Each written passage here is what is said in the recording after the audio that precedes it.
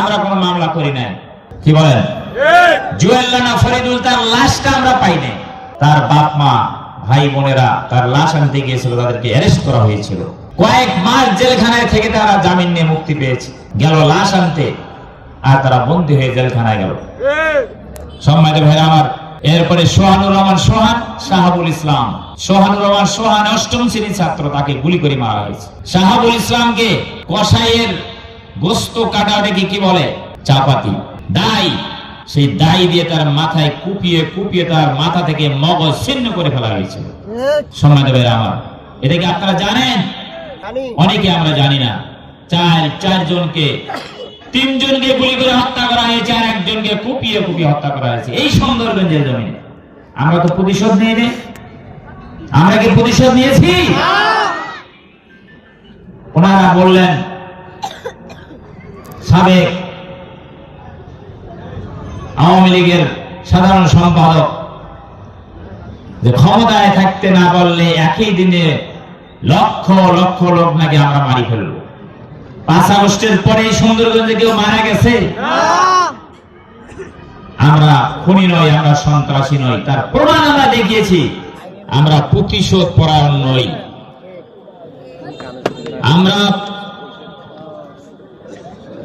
বিগত 16 বছরে পশু পাখির দাম ছিল, গরু ছাগলের দাম ছিল, আমাদের দাম ছিল না। গরু ছাগলকে, হিংস্র প্রাণীকে যেভাবে গুলি করে হত্যা করে, আমাদেরকে সেভাবে গুলি করে হত্যা করা হয়েছে। রাতের বেলায় গরু ছাগল গোয়াল ঘরে থাকে, কিন্তু আমরা আমাদের নিজের ঘরে থাকতে পারি নাই। এই তারাপুরবাসী কি থাকতে পেরেছিলেন? আপনারা গম খেতে, ভুট্টা খেতে আমাদেরকে রাত্রি যাপন করতে হয়েছে।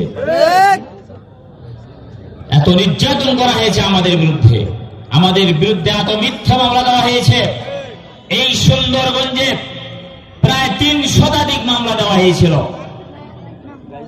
সম্মানিত ভাইরা আমার, হাজারো নয়, লক্ষ লক্ষ জামাত ইসলামী, ইসলামী ছাত্র শিবির সহ বিরোধী দলের নেতা এবং কর্মীদেরকে আসামি বানানো হয়েছে।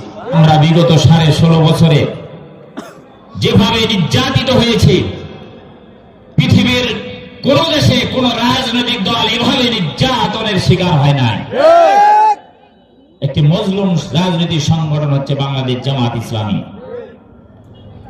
কিন্তু আমাদেরকে নির্যাতন করে, নিষ্পেষণ করে, মিথ্যা মামলা আসামি বানিয়ে জেলখানায় বন্দী করে, আমাদের রাজনীতি নিষিদ্ধ করে আমাদেরকে ঠেকিয়ে রাখতে পারে নাই।